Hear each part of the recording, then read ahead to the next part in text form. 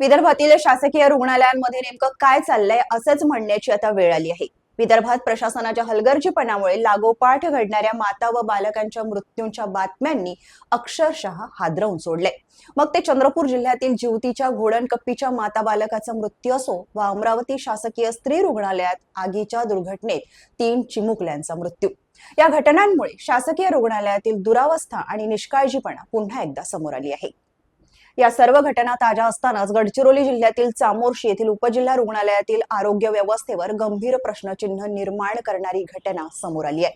या रुग्णालयात प्रसूतीसाठी दाखल झालेल्या महिलेला वेळेवर उपचार न मिळाल्याने तिला गडचिरोलीच्या महिला व बाल रुग्णालयात हलवण्यात आले।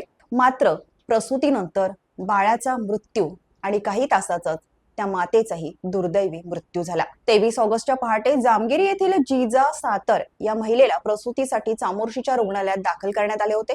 मात्र 11 वाजेपर्यंत 2 पैकी एकही स्त्रीरोग तज्ञ डॉक्टर रुग्णालयात नव्हते।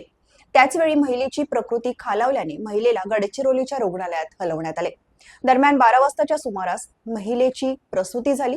मात्र प्रसूतीवेळी नवजात बाळाचा मृत्यू झाला आणि त्यानंतर काही तासातच अतिरक्तस्रावामुळे महिलेचाही मृत्यू झाला।